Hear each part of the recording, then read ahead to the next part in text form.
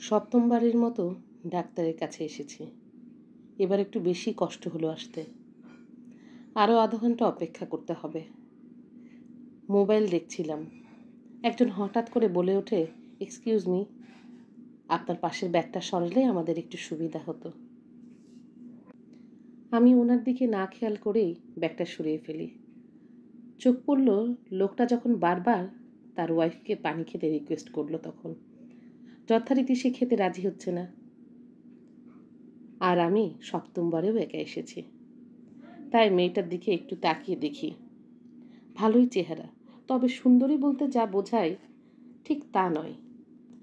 মাতৃত্বের স্বাদ গ্রহণ করতে যাওয়া প্রত্যেকটা মেয়ের চেহারায় আলাদা একটা মায়া কাজ করে।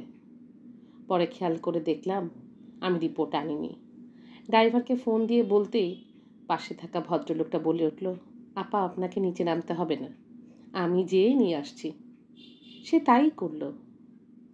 আমার ধন্যবাদ দিতে চেয়ে খুব লজ্জা লাগছিল। আবার জিজ্ঞেস করতেও ইচ্ছে করলো, আচ্ছা আপনার অফিস নেই? পরক্ষণেই মনে হয়, না না, এসব জিজ্ঞেস করে ওনাকে লজ্জা দেওয়া উচিত নয়, বরং ধন্যবাদ দেওয়া উচিত যে উনি ওনার ওয়াইফের সাথে প্রত্যেকবার ডাক্তারের কাছে এসেছে।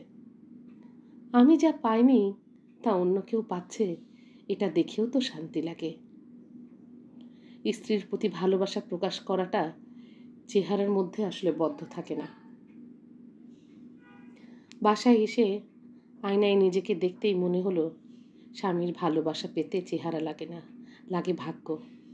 আর যে পুরুষ তার স্ত্রী যেমন তেমনভাবেই মেনে নেয় বা খুশি থাকে তার কাজে কৃতজ্ঞতা প্রকাশ করে, সে অন্য সব নারীদের ক্ষেত্রেও সম্মান দেখাতে পারে। অফিস তো শুধু বাহানা।